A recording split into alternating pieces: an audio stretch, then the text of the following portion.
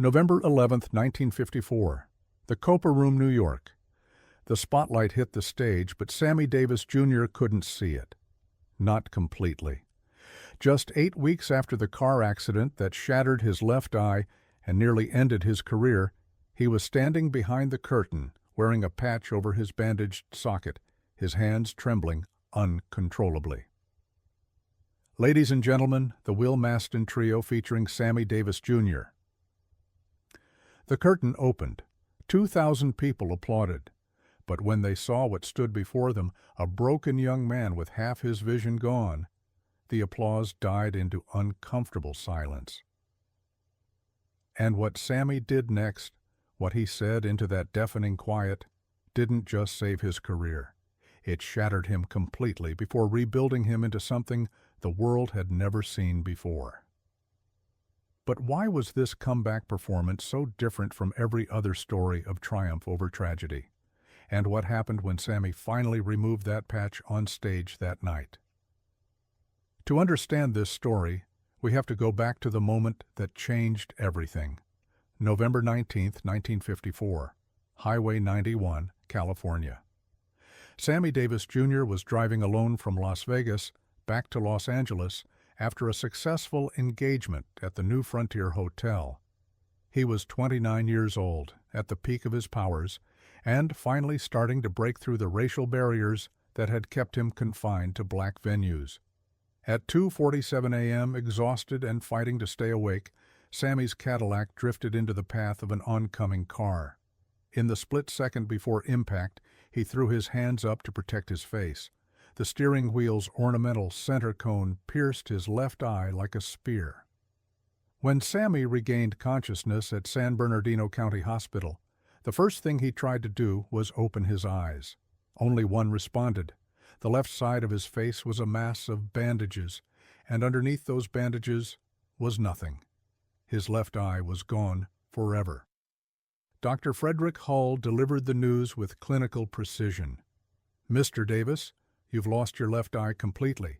We'll fit you with a prosthetic, but your depth perception will be permanently altered. Your dancing, your movement on stage, everything will have to be relearned." The room fell silent except for the sound of Sammy's father, Sam Sr., quietly weeping in the corner. "What about performing?" Sammy whispered, his voice barely audible. Dr. Hull hesitated. "That depends on how much you're willing to risk. One more significant head injury, and we might be having a very different conversation." Welcome to Sammy Davis Jr.'s Secret Stories, the only channel dedicated to uncovering the untold moments that shaped the legend himself. I'm thrilled you're here with us today. Whether you're watching from New York, London, Tokyo, or anywhere else in the world, you're now part of our family that celebrates the incredible life of Mr. Entertainment. If this is your first time here, make sure to hit that subscribe button and ring the notification bell. We drop new exclusive stories about Sammy every week that you won't find anywhere else. And if this story moves you, don't forget to give it a thumbs up. Your support helps us bring these amazing untold tales to light. Now, let's dive into tonight's incredible story of courage, comeback, and the night that redefined what it meant to be Sammy Davis Jr. For 8 weeks, Sammy Davis Jr. disappeared from public view. The newspapers ran stories about his accident, speculation about his future, questions about whether he would ever perform again. His booking agents fielded calls from venues wanting to cancel contracts. Hollywood executives quietly removed his name from potential projects. But in his hospital room and later at his father's apartment, Sammy was fighting the hardest battle of his life. Not just learning to live with one eye, but wrestling with a fear that terrified him more than blindness itself, the fear that he was no longer good enough. "I can't judge distances," he confided to his uncle, Will Mastin, during a particularly dark moment. "I reach for a glass, and my hand goes right past it. How am I supposed to dance? How am I supposed to move on stage when I can't even pour myself a drink?"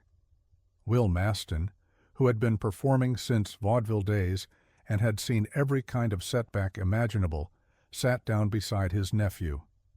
"Sammy," he said, I've watched you overcome things that would have broken other men: poverty, racism, rejection. You think one eye is going to stop you? This is different, Uncle Will. Those were things outside of me. This is me, my body, my ability. What if I'm not the same performer anymore?" Will smiled sadly. "You're not going to be the same performer, Sammy. You're going to be better." But Sammy couldn't see it. For weeks he refused to leave the apartment. He wouldn't look in mirrors. He practiced simple movements, walking across a room, picking up objects, and failed repeatedly. His spatial awareness was completely gone. The confident, graceful performer who had commanded stages since childhood was reduced to feeling his way around like a frightened child. The turning point came on October 15th, when Frank Sinatra made an unexpected visit. "Jesus, Charlie," Frank said, using his nickname for Sammy, "you look like hell." Sammy was unshaven, wearing the same clothes for 3 days, sitting in a darkness with the curtains drawn. "Thanks for the pep talk," Sammy replied bitterly.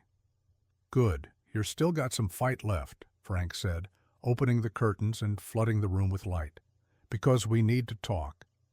Frank sat down across from Sammy and studied his friend's face.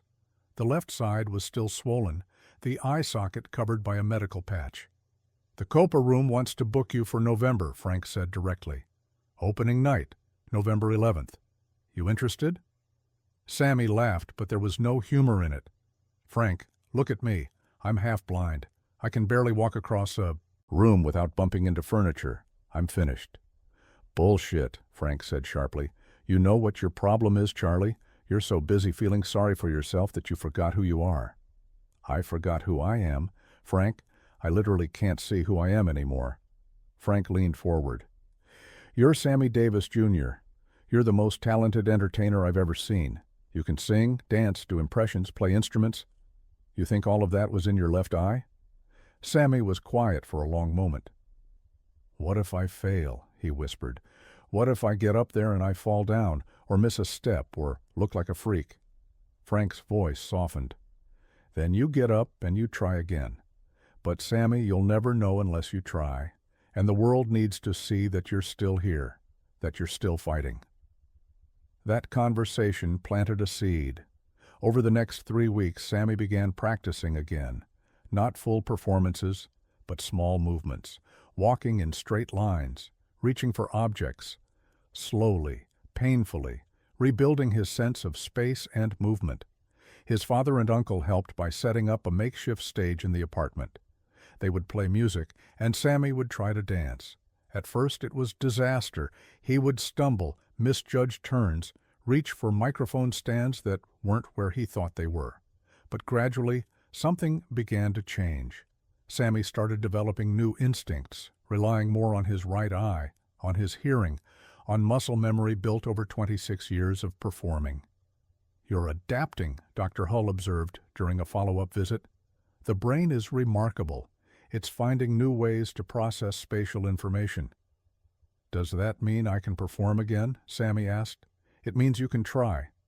"But Sammy, you have to understand, this first performance back is going to be the hardest thing you've ever done.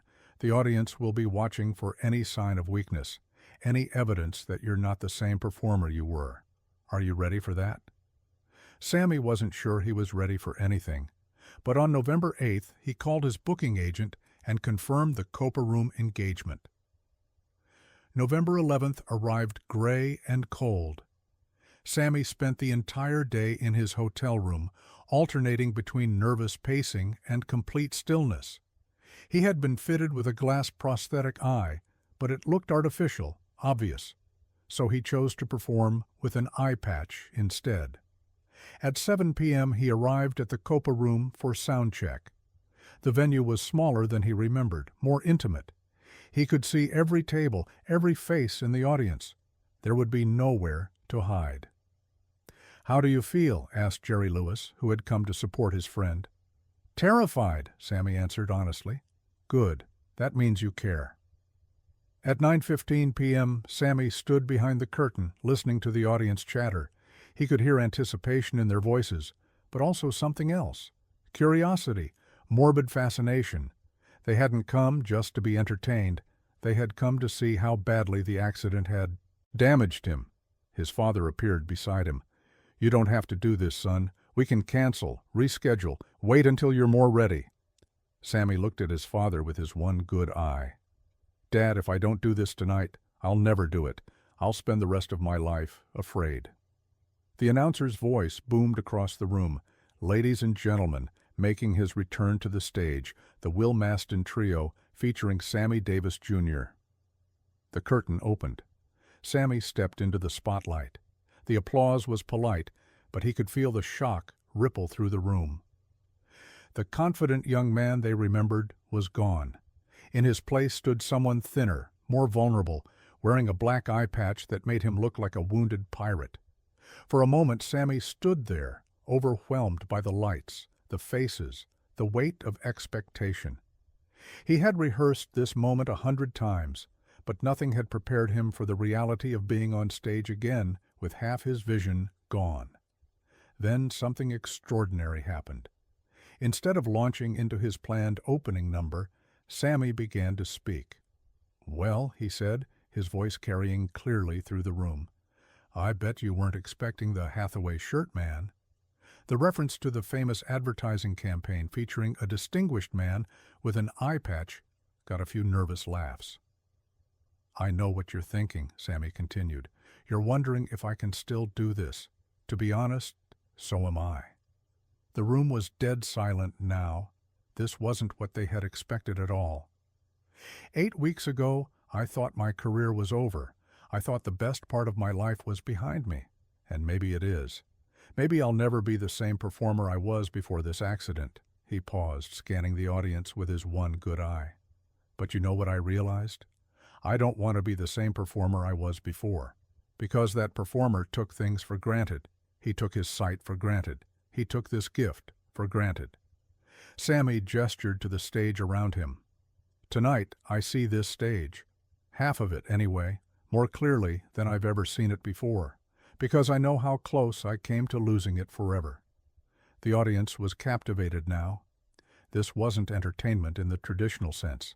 This was something raw, something real. "So here's what we're going to do," Sammy said. "I'm going to perform for you tonight.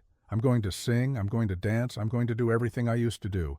And if I stumble, if I miss a step, if I make a fool of myself, well, at least we'll all learn something together." He signaled to the band, and they began the opening notes of "Hey There." But instead of the usual smooth, polished performance, this was something different. Sammy's movement was more careful, more deliberate. He couldn't see the entire stage, so he moved with his hands slightly extended, feeling for the boundaries. But what he lost in physical confidence, he gained in emotional depth. His voice carried pain, vulnerability, triumph. When he sang, "Hey There, You with the Stars in Your Eyes," it felt like he was singing to himself, offering encouragement to the broken man he had been just weeks earlier. By the second song, "Birth of the Blues," something magical began happening. The audience stopped watching for mistakes and started watching the performance. Sammy was finding his rhythm, learning to trust his remaining senses, discovering new ways to command the stage. During Mr. Bojangles, he attempted his signature dance routine. It wasn't perfect. He misjudged a turn, stumbled slightly during a complex sequence, but instead of stopping or becoming flustered, he incorporated the stumble into the routine, turning it into a playful moment that got the biggest laugh of the night. "You see," he said to the audience, breathing hard but smiling, "who needs depth perception when you've got style?" For 90 minutes, Sammy performed like a man discovering his talent for the first time. Every song felt like a victory, every dance step like a small miracle. The audience, initially cautious and curious, became genuinely moved by what they were witnessing. But the most powerful moment came near the end of the show, when Sammy sat at the piano to perform "What Kind of Fool Am I?" "This song," he said, "has taken on new meaning for me recently." As he played the opening chords and began to sing, something broke open in his voice, All the fear, all the doubt, all the pain of the past 8 weeks poured out through the lyrics. "What kind of fool am I, who never fell in love," he sang, but it felt like he was asking, "What kind of fool am I, who thought he was finished?" By the time he reached the final verse, there wasn't a dry eye in the room. Sammy was crying too, but they were tears of release, of gratitude, of recognition that he had survived something that could have destroyed him. When the song ended, the audience erupted in the longest standing ovation of Sammy's career. But he wasn't finished yet. "There's one more thing I want to do," he said, standing up from the piano. "I've been hiding behind this patch all night, but you know what? I'm tired of hiding." Slowly, deliberately, Sammy removed his eye patch. The crowd gasped. Where his left eye had been was now a glass prosthetic, obviously artificial, reflecting the stage lights strangely. "This is who I am now," Sammy said simply. "This is what I look like, and I'm done being ashamed of it." He launched into his final number, "I've Got You Under My Skin," without the patch, his artificial eye catching the lights as he moved. It should have been grotesque, disturbing. Instead, it was beautiful. A man fully embracing his new reality, refusing to hide from it. When the show ended, the standing ovation lasted for 8 minutes. People were crying, cheering, shouting his name. They had come to see if Sammy Davis Jr. could still perform after losing his eye. Instead, they had witnessed his rebirth as an artist. Backstage, Frank Sinatra was waiting, tears in his eyes. "Charlie," he said, embracing his friend, "that wasn't just a comeback, that was a masterpiece." Jerry Lewis nodded, still emotional. "Sammy, you didn't just prove you could still perform. You proved that losing something can make you stronger." But the most meaningful response came from a stagehand, an older black man who had worked at the Copa Room for 20 years. "Mr. Davis," he said, approaching nervously, "I just wanted to say thank you. You showed us all that broken don't mean finished." Sammy would later say that November 11th, 1954, was the most important night of his career, not because it marked his return to performing, but because it marked his evolution from entertainer to artist. "Before the accident," he reflected years later, "I performed to impress people, to show them how talented I was. After the accident, I performed to connect with them, to share something real." The reviews the next day were unanimous raves, but more important than the critical acclaim was the personal transformation. Sammy had faced his greatest fear, that he was no longer good enough, and discovered that he was actually better than he had ever been before.